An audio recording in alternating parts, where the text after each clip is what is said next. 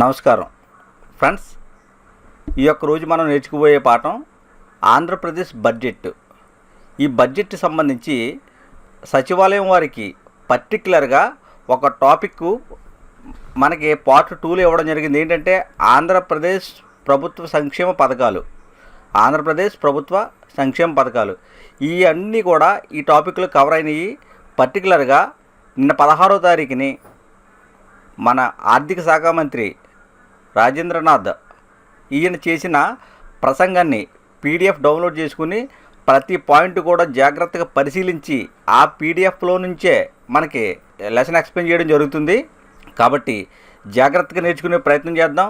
ఎందుకంటే ఇది part 1 current affairs, part 2లోని ఆంధ్రప్రదేశ్ సంక్షేమ పథకాలు. ఈ రెండు టాపిక్స్ కూడా సంబంధించిన టాపిక్ ఇది. కాబట్టి లెసన్ కొంచెం లెంగ్తీ అయినా కానీ నేను మీకు నీట్గా ఎక్స్ప్లెయిన్ చేయడానికి సిద్ధంగా ఉన్నాను. ఈ యొక్క వీడియో నచ్చితే లైక్ చేయండి. ఈ యొక్క సోర్స్ ఎక్కడి నుంచి అంటే పర్టికులర్గా ఆయన చేసిన ప్రసంగం పీడిఎఫ్లో నుంచే మీకు ఎక్స్ప్లెయిన్ చేయడం జరుగుతుంది. ఫ్రెండ్స్, మీరు చూస్తున్నారు కింగ్స్ డిఎస్సి యూట్యూబ్ ఛానల్. నేర్చుకుందాం లెసను. ఆంధ్రప్రదేశ్ బడ్జెట్లో ఈ యొక్క అంశాలన్నీ కూడా నేను డివైడ్ చేయడం జరిగింది. ఇప్పుడు ఈ అంశాల గురించి మనం నేర్చుకోవడం. మొట్టమొదటిగా మనం నేర్చుకోవాల్సిన అంశం ఏంటంటే శ్రీ బుగ్గన రాజేంద్రనాథ్ ఆయన వ్యక్తిగత అంశాలు కాకుండా బడ్జెట్కి సంబంధించిన అంశాలు ఏం పేర్కొన్నారో ఇక్కడ నేర్చుకుందాం. ఈయన ఆంధ్రప్రదేశ్ ఆర్థిక మంత్రి. 16 జూన్ 2020న బడ్జెట్ ప్రవేశపెట్టడం జరిగింది.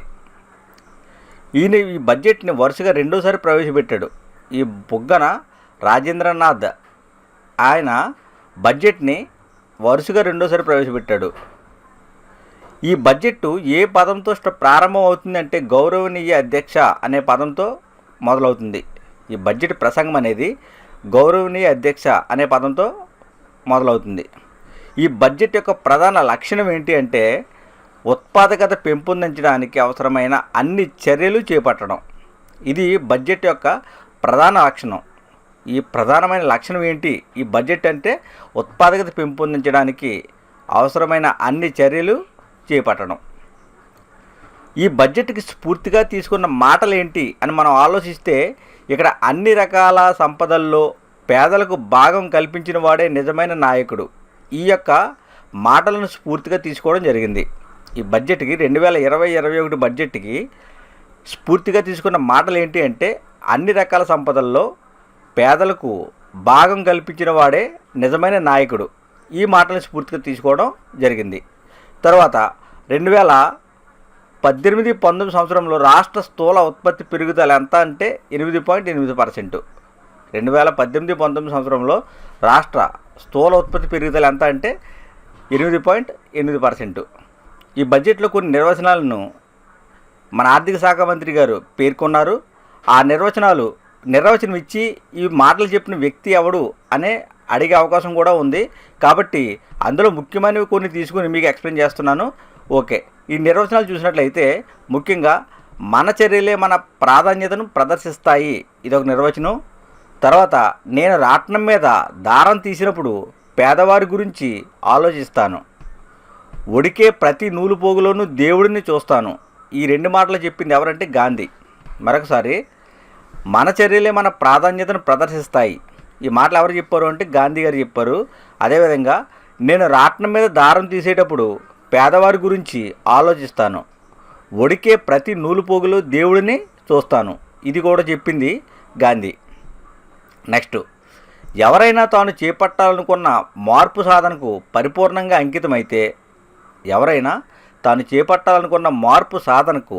పరిపూర్ణంగా అంకితమైతే ప్రతికూల పరిస్థితులను అధిగమించి విజయం సాధిస్తారు. ఈ మాటలు ఎవరు చెప్పారంటే నెల్సన్ మండేలా చెప్పడం జరిగింది. నెక్స్ట్, దేశ ప్రజలు గొప్పవాళ్ళైతే దేశం గొప్పదవుతుంది. అదొక మాట.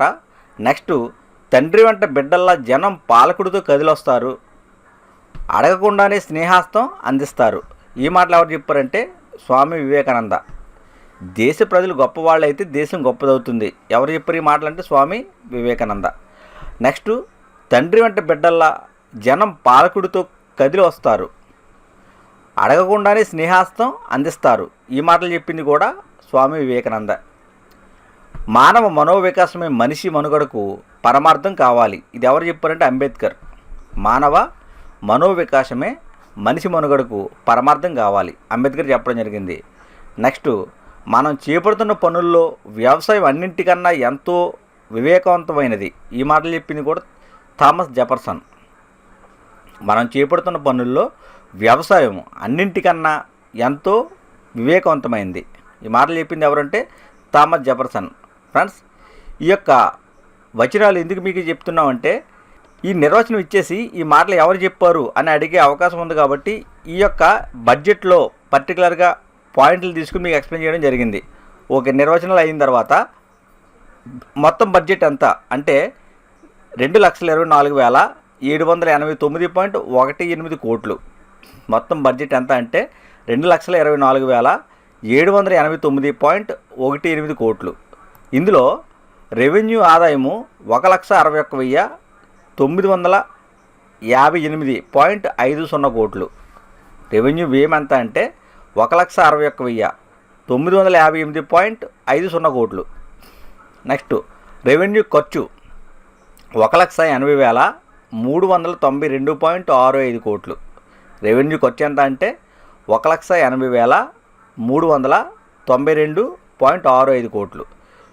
తర్వాత ఈ రెవెన్యూ ఆదాయము, ఇందులో రుణాలు 60,257.68 కోట్లు, రుణ వసూళ్ళు 599.99 కోట్లు, ప్రజాపద్దులు 1,973.01 కోట్లు. నెక్స్ట్, రెవెన్యూ ఖర్చు చూసినట్లయితే ఇందులో దీనికి సంబంధించి మూలధన వ్యయం 29,907.62 కోట్లు. మూలధన వ్యయం ఎంత అంటే 29,907.62 కోట్లు. ప్రభుత్వ రుణం ఎంత అంటే 13,935.11 కోట్లు. ప్రభుత్వ రుణం ఎంత అంటే 13,935.11 కోట్లు. అప్పులు అడ్వాన్సులు 553.81 కోట్లు. అప్పులు అడ్వాన్సులు ఎంత అంటే 553.81 కోట్లు. తర్వాత చూసినట్లయితే విద్యారంగం. ఈ విద్యారంగంలో దీనికి కేటాయించిన ఈ 2020-21లో కేటాయించిన నిధులు ఎంత అంటే 25,201 కోట్లు. 25,201 కోట్లు విద్యారంగానికి సంబంధించి. ఇందులో సెకండరీ ఇంటర్ విద్యకు 22,604 కోట్లు, సెకండరీ విద్యకు 22,604 కోట్లు. నెక్స్ట్, ఉన్నత విద్యారంగానికి 2,277 కోట్లు. 2,277 కోట్లు. నెక్స్ట్, అంగన్వాడీ ఆయా నెలసరి పారితోషికం 1,000 రూపాయల నుంచి 3,000కి పెంచడం జరిగింది. అంగన్వాడీ ఆయాల యొక్క పారితోషికం నెలసరి 1,000 రూపాయలు ఉండేది, అది 3,000కి పెంచారు. మనబడి నాడు నేడు పథకానికి 3,000 కోట్లు కేటాయించారు. మనబడి నాడు నేడు పథకానికి. నెక్స్ట్, ఆరోగ్యం విషయం చూసినట్లయితే ఈ ఆరోగ్యానికి సంబంధించి హెల్త్ కార్డులు 1,42,00,000 పంపిణీకి సిద్ధంగా ఉన్నాయని పేర్కోవడం జరిగింది. హెల్త్ కార్డులు ఎన్ని సిద్ధంగా ఉన్నాయి అంటే 1,42,00,000 పంపిణీకి సిద్ధంగా ఉన్నాయి. నెక్స్ట్, 108, 104 సేవలు, వీటికి సంబంధించి 470.29 కోట్లు కేటాయించారు. 108, 104 వీటికి సంబంధించి 470.29 కోట్లు కేటాయించడం జరిగింది. నెక్స్ట్, రాష్ట్ర వ్యాప్తంగా వైఎస్ఆర్ హెల్త్ క్లినిక్లు, వీటి గురించి చూసినట్లయితే ఇక్కడ 11,000కు పైగా నిర్మించడానికి సిద్ధంగా ఉన్నారు. రాష్ట్ర వ్యాప్తంగా వైఎస్ఆర్ హెల్త్ క్లినిక్లు 11,000 పైగా నిర్మించడానికి సిద్ధంగా ఉన్నారు. 15 కొత్త వైద్య కళాశాలను ఏర్పాటు చేస్తామని చెప్పారు. అంటే కొత్త వైద్య కళాశాలలు ఏర్పాటవుతున్నాయి అని క్వశ్చన్ అడిగితే 15. నెక్స్ట్, గిరిజనులకు సంబంధించి ఇందులో పాడేరులో వైద్య కళాశాల ఏర్పాటు చేస్తున్నారు. గిరిజనులకు సంబంధించి పాడేరులో వైద్య కళాశాలను ఏర్పాటు చేస్తున్నారు. 6 మల్టీ స్పెషాలిటీ హాస్పిటళ్లను ఏర్పాటు చేస్తున్నారు. అంటే పాడేరులో గిరిజనులకు సంబంధించి వైద్య కళాశాల, దీంతోపాటు 6 మల్టీ స్పెషాలిటీ ఆసుపత్రులు ఏ ఏరియాలో ఏర్పాటు చేస్తున్నారంటే ఇక్కడ సీతంపేట, పార్వతీపురం, రంపచోడవరం, చింతూరు, కేఆర్పురం, శ్రీశైలం, ఈ 6 ప్రాంతాలలో కూడా 6 మల్టీ స్పెషాలిటీ హాస్పిటల్స్ ఏర్పాటు చేస్తున్నారు. మరొకసారి, సీతంపేట, పార్వతీపురం, రంపచోడవరం, చింతూరు, కేఆర్ పురం, శ్రీశైలం. తర్వాత మౌలిక సదుపాయాలు ఆధునికీకరణ. ఇందులో 1145 ప్రాథమిక ఆరోగ్య కేంద్రాలు, 195 కమ్యూనిటీ ఆరోగ్య కేంద్రాలు, 28 ప్రాంతీయ వైద్య కళాశాలలు, 13 జిల్లా ఆసుపత్రులు, 11 బోధన ఆసుపత్రులలో మౌలిక సదుపాయాలను ఆధునీకరించాలని పేర్కొన్నారు. 9700 ఆరోగ్య సిబ్బంది నియామకానికి కూడా ఈ బడ్జెట్లో పేర్కోవడం జరిగింది. తర్వాత పెన్షన్లు. ఈ పెన్షన్ చూస్తే ఇక్కడ పెన్షన్ వయసుని 65 సంవత్సరాల నుంచి 60కి తగ్గించారు. ఈ పెన్షన్కి సంబంధించి కేటాయింపులు ఎంత అంటే 16,000 కోట్లు కేటాయించారు. 16,000 కోట్లు కేటాయించడం జరిగింది. నెక్స్ట్ వ్యవసాయ రంగం. ఈ వ్యవసాయ రంగానికి కేటాయించిన బడ్జెట్ ఎంత అంటే 11,891.20 కోట్లు. వ్యవసాయ రంగానికి ఎంత కేటాయించారంటే 11,891.20 కోట్లు. ఇందులో రైతు భరోసా కేంద్రాలు 11,158. రైతు భరోసా కేంద్రాలు ఎన్ని అంటే 11,158. దీనికి సంబంధించి ఉత్తమ వ్యవసాయ పరిజ్ఞానం రైతులకు చేరవేసేందుకు ఈ యొక్క రైతు భరోసా కేంద్రాలని నిర్మిస్తున్నారు. ఎందుకంటే ఉత్తమ వ్యవసాయ పరిజ్ఞానాన్ని రైతులకు చేరవేయడానికి ఈ రైతు భరోసా కేంద్రాలు నిర్మిస్తున్నారు. ఈ యొక్క రైతు భరోసా కేంద్రాల యొక్క విధులు ఏంటి అని ఆలోచిస్తే మనం ఇక్కడ మల్టీ బ్రాండ్ నాణ్యమైన ఇన్పుట్ల సరఫరా, ఎంఎస్పి సమాచారం, సాంకేతిక వ్యవహారాలలో మార్గదర్శకత్వం, వ్యవసాయ పనిముట్లు అద్దెకి తీసుకోవడం, నేల విత్తనాల పరీక్ష, బ్యాంకుల నుంచి రుణాలు తీసుకోవడంపై శిక్షణ. ఇది రైతు భరోసా కేంద్రాల యొక్క విధులు. తర్వాత దీనికి సంబంధించి రైతు భరోసా కేంద్రాలకు సంబంధించి 100 కోట్లు కేటాయించడం జరిగింది. ఎంత కేటాయించారు అంటే 100 కోట్లు కేటాయించారు. బడ్జెట్ కేటాయింపులు ఎంత అంటే రైతు భరోసా సంబంధించి బడ్జెట్ కేటాయింపులు 3,615.60 కోట్లు. రైతు భరోసా సంబంధించి ఎంత బడ్జెట్ కేటాయించారంటే 3,615.60 కోట్లు. రాష్ట్ర వ్యాప్తంగా పరీక్షా కేంద్రాలు చూసినట్లయితే 160. ఇక్కడ డాక్టర్ వైఎస్ఆర్ వ్యవసాయ పరీక్షా కేంద్రాలు ఉన్నాయి. తర్వాత ఈ 160 సంబంధించి 140 ల్యాబొరేటరీలని నియోజకవర్గ కేంద్రాల్లో ఏర్పాటు చేయడానికి సిద్ధంగా ఉన్నారు. ఎన్ని ల్యాబొరేటరీలు ఏర్పాటు చేస్తారంటే నియోజకవర్గ కేంద్రాల్లో 147, జిల్లా కేంద్రాల్లో ఏర్పాటు చేసేవి 13, 4 ప్రాంతీయ కోడింగ్ కేంద్రాలు కూడా ఏర్పాటు చేస్తున్నారు. వీటన్ని సంబంధించి రాష్ట్ర వ్యాప్తంగా పరీక్షా కేంద్రాలకు సంబంధించి 65 కోట్లు కేటాయించడం జరిగింది. నెక్స్ట్ ధరల స్థిరీకరణ నిధి. దీనికి సంబంధించి 300 కోట్లు కేటాయించారు. రైతు సమస్యల పరిష్కారం కోసం టోల్ ఫ్రీ నెంబర్ కూడా ఏర్పాటు చేశారు. ఆ నెంబర్ ఏంటి అంటే 1907. నెక్స్ట్ వడ్డీ లేని రుణాలు. ఈ వడ్డీ లేని రుణాల గురించి సంబంధించి 1100 కోట్లు కేటాయించడం జరిగింది. వడ్డీ లేని రుణాలకు 1100 కోట్లు కేటాయించారు. 1 లక్ష రూపాయల వరకు పంట రుణాలపై ప్రభుత్వమే వడ్డీ చెల్లిస్తుంది. 1 లక్ష రూపాయల వరకు కూడా పంట రుణాల మీద ప్రభుత్వమే వడ్డీ చెల్లిస్తుంది. రైతు భరోసా కేంద్రాలకు సంబంధించి 100 కోట్లు కేటాయించారు. రైతు భరోసాకు సంబంధించి 3,615.60 కోట్లు కేటాయించారు. పశుసంవర్ధక శాఖకు సంబంధించి 854.77 కోట్లు. గృహ నిర్మాణానికి సంబంధించి 6,190 కోట్లు. ఇందులో 6,25,000 గృహాలు నిర్మించడానికి ప్రణాళిక రూపొందించారు. 6,25,000 గృహాల నిర్మాణానికి. విద్యుత్ సంబంధించి 6,984 కోట్లు రూపొందించారు. 6,984 కోట్లను ఏర్పాటు చేశారు. వైద్యం కుటుంబ సంక్షేమం. దీనికి సంబంధించి 11,419 కోట్లు. జల వనరులు. దీనికి సంబంధించి 11,805 కోట్లు. ఉద్యాన శాఖకు సంబంధించి 653.02 కోట్లు. వ్యవసాయం విద్యుత్ రాయితీలు 4,450 కోట్లు. వైఎస్ఆర్ సున్నా వడ్డీకి సంబంధించి 1,365.08 కోట్లు. అడవులు పర్యావరణం సైన్స్ అండ్ టెక్నాలజీ. దీనికి సంబంధించి 457.29 కోట్లు.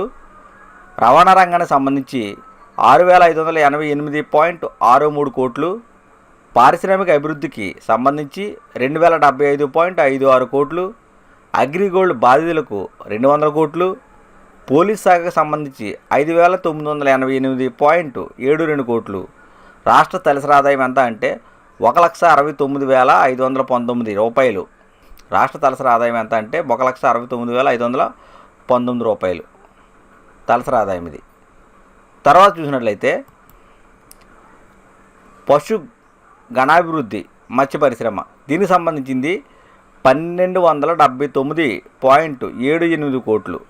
పశు గణాభివృద్ధి మత్స్య పరిశ్రమ సంబంధించి 1,279.78 కోట్లు. ఇందులో చూసినట్లయితే మనం పశుగణ నష్టపరిహార నిధి, దీనికి 50 కోట్లు కేటాయించారు. పశుగణ నష్టపరిహార నిధి, ఈ నష్టపరిహారంగా ఎలా ఇస్తారు అంటే ఆవులు గేదెలు అయితే 15,000 నుంచి 37,000 వరకు నష్టపరిహారం అందుతుంది. మేకలు గొర్రెలు అయితే 6,000 దాకా నష్టపరిహారం అందుతుంది. తర్వాత సముద్ర సంబంధ ఆహార ఉత్పత్తిలో మన రాష్ట్రానికి 36% ఉత్పత్తి చేస్తుంది. సముద్ర సంబంధ ఆహార ఉత్పత్తిలో మన రాష్ట్రం 36% ఉత్పత్తి చేస్తుంది. చేపల నిషేధ ఆజ్ఞల కాలంలో ఆర్థిక సహాయం 4,000 నుండి 10,000కి పెంచడం జరిగింది. అంటే చేపలు పట్టే వారిని తుఫాన్లు ఇటువంటి సమయంలో జలరేవలు కూడా సముద్రంలోకి వెళ్ళరాదు అని చెప్పి ప్రకటిస్తూ ఉంటారు. ఇటువంటి పరిస్థితుల్లో వారి యొక్క సహాయం నిమిత్తము 4,000 ఉండేది, అది 10,000కి పెంచడం జరిగింది. ఫిషింగ్ బోట్లు డీజిల్ సబ్సిడీ 6.03 నుంచి 9 రూపాయలకి పెంచారు సబ్సిడీని. ఈ డీజిల్ సబ్సిడీ ఎంత ఉండేదంటే వీళ్ళకి 6.03 నుండి ఈ శాతం ఉండేది, దాన్ని 9% పెంచడం జరిగింది. ఆక్వా రైతుల విద్యుత్ ఛార్జీలు ₹3.86 నుంచి ₹1.50కి తగ్గించబడ్డాయి.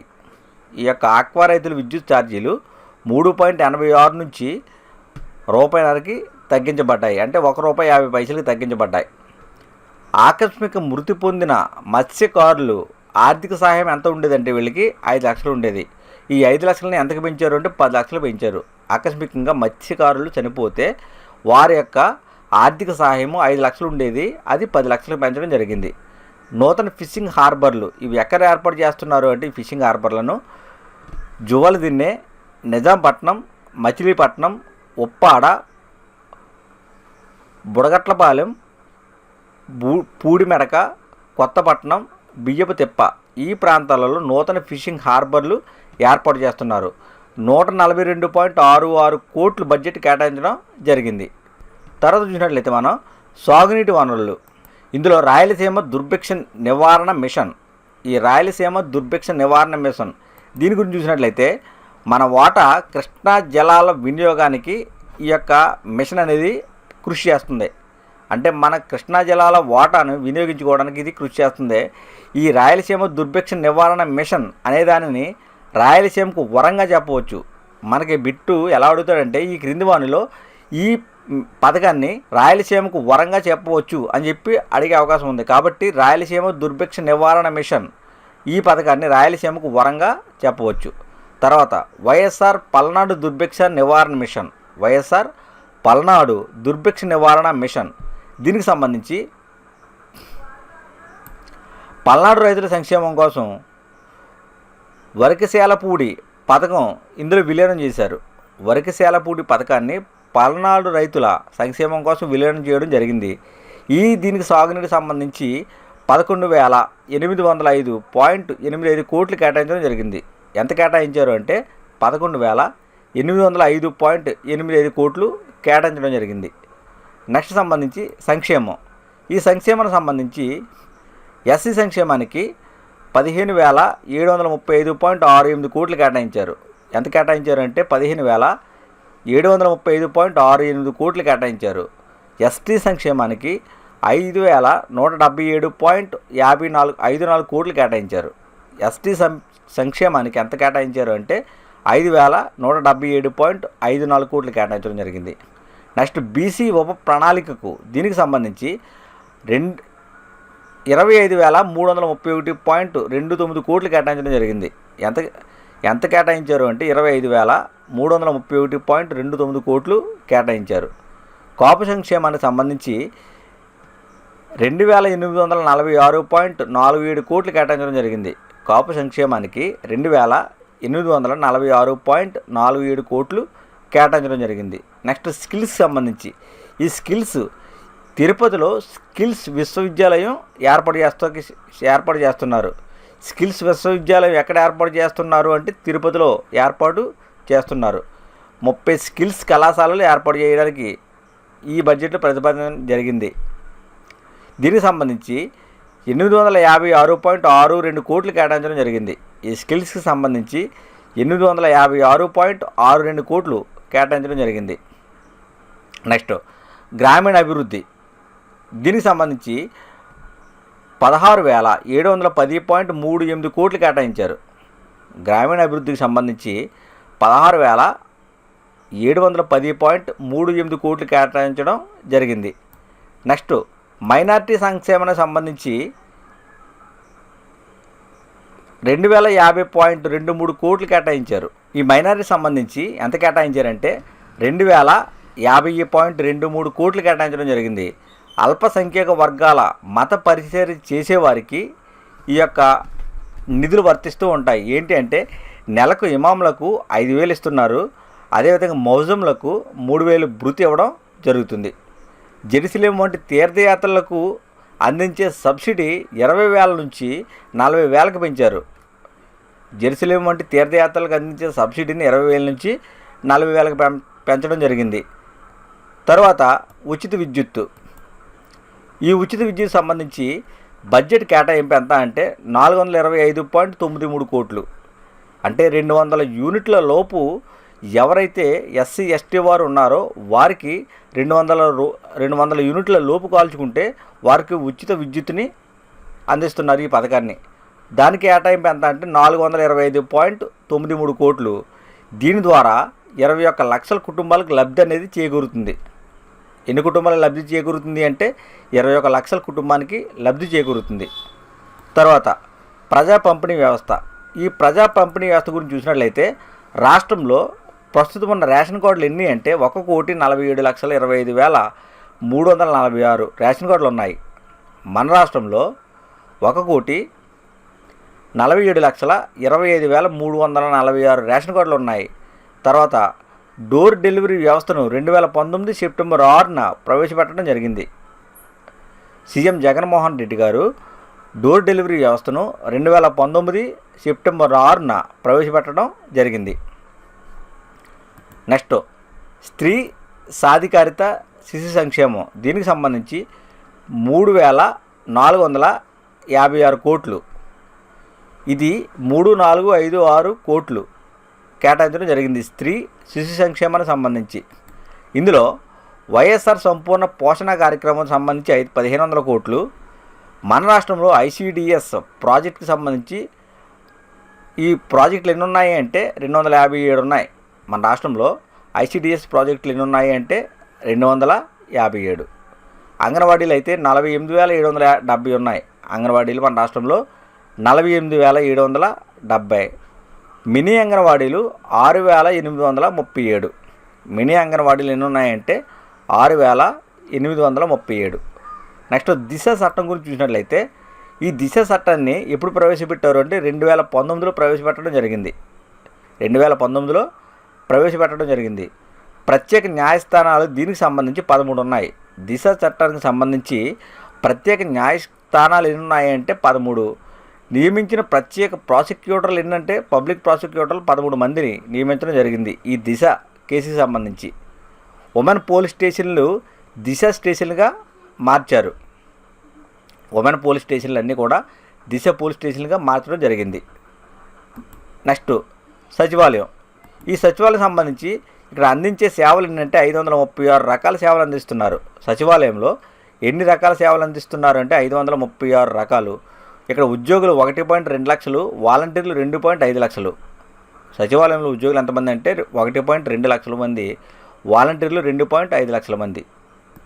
తర్వాత పథకాలు సంబంధించి ఫ్రెండ్స్ పర్టికులర్గా ఈ ఆంధ్రప్రదేశ్ రాష్ట్ర పార్ట్ 2లో ఒక టాపిక్ ఇవ్వడం జరిగింది. వెల్ఫేర్ స్కీమ్స్ ఇన్ ఆంధ్రప్రదేశ్ అని చెప్పేసి ఒక చాప్టర్ పర్టికులర్గా ఇవ్వడం జరిగింది. కాబట్టి చాలా ఈ యొక్క టాపిక్ నుంచి క్వశ్చన్లు వచ్చే అవకాశం ఉంది. కాబట్టి జాగ్రత్తగా నేర్చుకుందాం. పథకాలు, ఈ బడ్జెట్లో పేర్కొన్న పథకాలు ఏంటి అంటే జగనన్న చేదోడు. ఈ జగనన్న చేదోడు గురించి చూసినట్లయితే రజకులు, నాయి బ్రాహ్మణులు, టైలర్లు, రజకులు, నాయి బ్రాహ్మణులు, టైలర్లు వీరికి సంవత్సరానికి 10,000 ఆర్థిక సహాయం గురించి ఈ యొక్క జగనన్న చేదోడు కార్యక్రమం చేపట్టారు.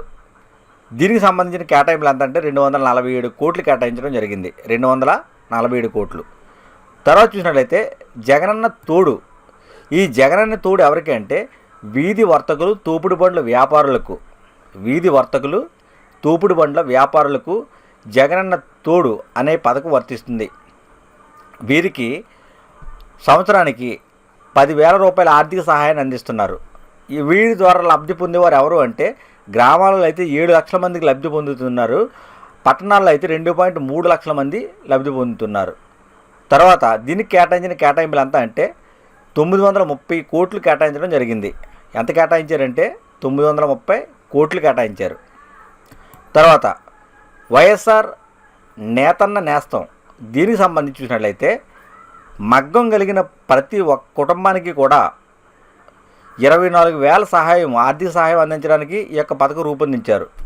ఎవరికైతే మగ్గం ఉంటుందో వారికి ప్రతి కుటుంబానికి కూడా 24,000 సహాయము అందించడానికి రూపొందించారు. ఎంతమంది లబ్ధి పొందుతున్నారు అంటే 81,709 కుటుంబాలు లబ్ధి పొందుతున్నాయి. వైఎస్ఆర్ నేతన్న నేస్తం ద్వారా 81,709 కుటుంబాలు లబ్ధి పొందుతున్నాయి. ఇక్కడ దీనికి కేటాయించిన కేటాయింపులు ఎంత అంటే 200 కోట్లు కేటాయించడం జరిగింది. 200 కోట్లు కేటాయించారు. తర్వాత వైఎస్ఆర్ ఆసరా. ఈ వైఎస్ఆర్ ఆసరా అనే పథకం స్వయం సహాయక బృందాలు పొదుపు సౌకర్యార్థం సార్థకం కావడానికి, అంటే స్వయం సహాయక బృందాలు డ్వాక్రా వాళ్ళు అంటాం కదా, ఈ డ్వాక్రా వాళ్ళ బృంద పొదుపు సార్థకం కావడానికి వైఎస్ఆర్ ఆసరాని ఏర్పాటు చేశారు. దీనికి సంబంధించి 63,000 కోట్లు కేటాయించారు. 63,000 కోట్లు కేటాయించారు. నెక్స్ట్ వైఎస్ఆర్ చేయూత. ఈ వైఎస్ఆర్ చేయూత ఎవరికి అంటే 45 నుంచి 60 సంవత్సరాల స్త్రీలకు, 40 సంవత్సరాల నుంచి 60 సంవత్సరాల మధ్య స్త్రీలకు ఈ యొక్క పథకం వర్తిస్తుంది. వైఎస్ఆర్ చేయూత అనేది ఇది ఎస్సీ, ఎస్టీ, బీసీ, మైనార్టీ మహిళలకు వర్తిస్తుంది. ఈ వైఎస్ఆర్ చేయూత అనేది ఎస్సీ, ఎస్టీ, బీసీ, మైనార్టీ మహిళలకు వర్తిస్తుంది. వయసు మాత్రం 45 నుంచి 60 సంవత్సరాలు. వీరికి ఎంత సహాయం చేస్తారంటే సంవత్సరానికి వచ్చేసి 18,750 వార్షిక సహాయం చేస్తారు. ఒక్కరికి వచ్చేసి 18,750 రూపాయలు సహాయం చేయడం జరుగుతుంది. దీనికి కేటాయించిన కేటాయింపులు ఎంత అంటే 3,000 కోట్లు కేటాయించారు. ఇది వైఎస్ఆర్ చేయూత. నెక్స్ట్ వైఎస్ఆర్ వాహన మిత్ర. ఈ వైఎస్ఆర్ వాహన మిత్ర సంబంధించి ఆటో, టాక్సీ డ్రైవర్లు, క్యాబ్ డ్రైవర్లు వీరందరికీ కూడా సహాయ నిమిత్తము వైఎస్ఆర్ వాహన మిత్ర అనే పథకం ఏర్పాటు చేశారు. ఈ డ్రైవర్ ఇన్సూరెన్సు, ఫిట్నెస్, మరమ్మతులకు సంబంధించి సంవత్సరానికి 10,000 అందజేయడం జరుగుతుంది వీళ్ళకి. ఇందులో 2,36,340 మందికి లబ్ధి చేకూరుతుంది. 2,36,340 మందికి లబ్ధి చేకూరుతుంది.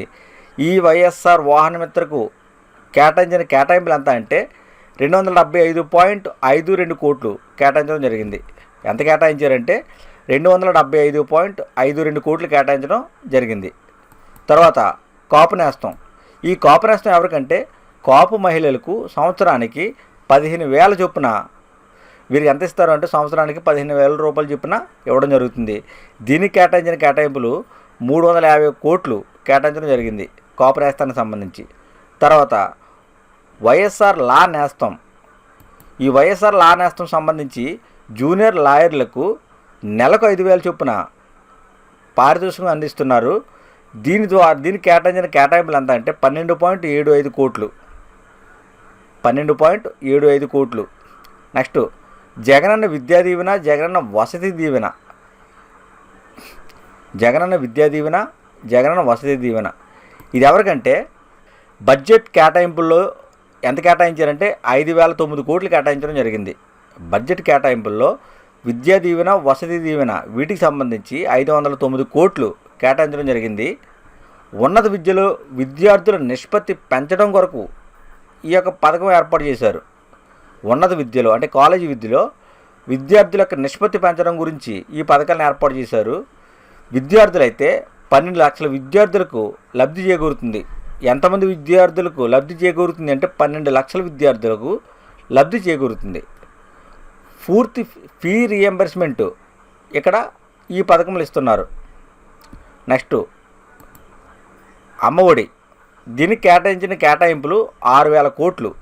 అమ్మఒడికి కేటాయించిన కేటాయింపులు ఎంత అంటే 6,000 కోట్లు. దీనికి సంబంధించి 1 నుంచి ఇంటర్ వరకు కూడా విద్యార్థులకు ఈ అమ్మఒడి పథకం వర్తిస్తుంది. తల్లి ఖాతాలో 15,000 రూపాయలు జమ చేస్తారు. తల్లి ఖాతాలో ఎంత జమ చేస్తారు అంటే 15,000 రూపాయలు. తర్వాత జగనన్న విద్యా కానుక. ఈ జగనన్న విద్యా కానుక అనేది ఎవరికి అంటే స్కూల్ పిల్లలకి. వీరికి 3 జతల యూనిఫాము, నోటు పుస్తకాలు, పాఠ్య పుస్తకాలు, 1 జత బూట్లు, 2 జతల సాక్సులు, 1 బెల్టు, స్కూల్ బ్యాగ్ ఇవన్నీ కలిపి కిట్ ఇస్తారు. ఆ కిట్లో ఉండే వస్తువులన్నీ ఇవి జగనన్న విద్యా కానుక పేరు మీద ఇవ్వడం జరుగుతుంది. పాఠశాల విద్యార్థులకు సంబంధించిన పథకం ఇది. తర్వాత వైఎస్ఆర్ ఆరోగ్య ఆసరా. ఈ వైఎస్ఆర్ ఆరోగ్య ఆసరా సంబంధించి దారిద్ర్య రేఖకు దిగువన గల రోగులకు శస్త్రచికిత్స అనంతరం రోజుకు 225 భత్యం మంజూరు చేస్తూ ఉంటారు. వైఎస్ఆర్ ఆరోగ్య ఆసరా అంటే ఏంటంటే దారిద్ర్య రేఖకు ఎవరైతే దిగువన ఉన్నారో వారికి ఎప్పుడైనా ఆపరేషన్ పడినప్పుడు పనిలోకి వెళ్ళే పరిస్థితి ఉండదు కాబట్టి వారికి రోజుకు 225 రూపాయలు చొప్పున గవర్నమెంటే భత్యం అనేది చెల్లిస్తుంది. ఈ పథకం పేరు వైఎస్ఆర్ ఆరోగ్య ఆసరా. తర్వాత వైఎస్ఆర్ ఆరోగ్యశ్రీ పథకం. వైఎస్ఆర్ ఆరోగ్యశ్రీ పథకం రాష్ట్రం వెలుపల కూడా 130 ఆసుపత్రులు ఎంపిక చేశారు. ఈ పథకానికి సంబంధించి రాష్ట్రం వెలుపల కూడా 130 ఆసుపత్రులు ఎంపిక చేశారు. ఏ రాష్ట్రాల్లో ఎంపిక చేశారు అంటే తెలంగాణ, కర్ణాటక, తమిళనాడు రాష్ట్రాలలో 130 హాస్పిటళ్లను ఎంపిక చేశారు. ఇది ఎవరికి అంటే ఎవరైతే అనారోగ్యంతో బాధపడుతున్నారో వారు ఏ హాస్పిటల్లో చూపించుకున్న మల్టీ స్పెషాలిటీ హాస్పిటల్లోకి వెళ్ళినా కానీ గవర్నమెంటు వారికి అయ్యే ఖర్చు భరిస్తుంది. ఇది ఆరోగ్యశ్రీ పథకం. తర్వాత కంటి వెలుగు కార్యక్రమం. ఈ కంటి వెలుగు కార్యక్రమాన్ని చూసినట్లయితే 2019 అక్టోబర్ 10న ప్రారంభించారు. ఈ పథకాన్ని ఎప్పుడు ప్రారంభించారు అంటే 2019 అక్టోబర్ 10న ప్రారంభించారు. దీనికి కేటాయించిన కేటాయింపులు ఎంత అంటే 20 కోట్లు కేటాయించడం జరిగింది. తర్వాత doctor YSR Rythu Bharosa PM Kisan పథకం. Doctor YSR Rythu Bharosa PM Kisan పథకం. దీనికి సంబంధించి 2019 అక్టోబర్ 15 ప్రారంభించడం జరిగింది. రైతు భరోసా పథకాన్ని ఎప్పుడు ప్రారంభించారు అంటే 2019 అక్టోబర్ 15. 2019 అక్టోబర్ 15 ప్రారంభించారు. ప్రతి రైతుకు 13,500 రూపాయలు వార్షిక పెట్టుబడి నిమిత్తము గవర్నమెంటే వారికి జమ చేస్తుంది. ఎంత ఇస్తుంది అంటే గవర్నమెంటు ప్రతి రైతుకి 13,500 రూపాయలు వార్షిక పెట్టుబడి నిమిత్తం ఇస్తుంది. ఇందులో 2019-20లో 46,51,000 మందికి లబ్ధి చేకూరింది. ఈ రైతు భరోసా సంబంధించి ఎంతమంది లబ్ధి పొందారు అంటే 46,51,000 మందికి లబ్ధి చేకూరింది. ఈ పై వారిలో కౌలు కుటుంబాలు కూడా ఉన్నాయి. వాళ్ళు ఎంతమంది అంటే 1,58,000 కుటుంబాలు లబ్ధి చేకూరింది. డాక్టర్ వైఎస్ఆర్ పంటల ఉచిత బీమా పథకం. తర్వాత డాక్టర్ వైఎస్ఆర్ పంటల ఉచిత బీమా పథకం. దీనికి సంబంధించి 500 కోట్లు కేటాయించడం జరిగింది. ఇది ఫ్రెండ్స్ ఈ కరెంట్ అఫైర్స్ 2020-21కి సంబంధించి బడ్జెట్. మన ట్యుటోరియల్స్ అన్నీ కూడా మైండ్ మ్యాపింగ్ ద్వారానే ఎక్స్ప్లెయిన్ చేయడం జరుగుతుంది. డిఎస్సికి సంబంధించి కూడా ప్రతి పాయింట్ని కూడా line to line text book నుంచే తీసుకుని ఎక్స్ప్లెయిన్ చేస్తున్నాం. దీనికి సోర్స్ ఏంటంటే డిఎస్సి సంబంధించి అయితే టెక్స్ట్ బుక్స్ని, అకాడమిక్ బుక్స్ని వాటిని రెఫర్ చేసి ఎక్స్ప్లెయిన్ చేస్తున్నాం. దీనికి బడ్జెట్కి సంబంధించి అయితే డైరెక్ట్గా బడ్జెట్ ప్రసంగం మన ఆర్థిక శాఖ మంత్రి గారు చేసిన బడ్జెట్ ప్రసంగంలో నుంచే మీకు ఎక్స్ప్లెయిన్ చేయడం జరిగింది. మీకు కింద డిస్క్రిప్షన్లో లింక్ ఇస్తాను, పీడిఎఫ్ లింకు. ఆ బడ్జెట్ ప్రసంగం కావాల్సి డౌన్లోడ్ చేసుకోండి. Thanks for watching.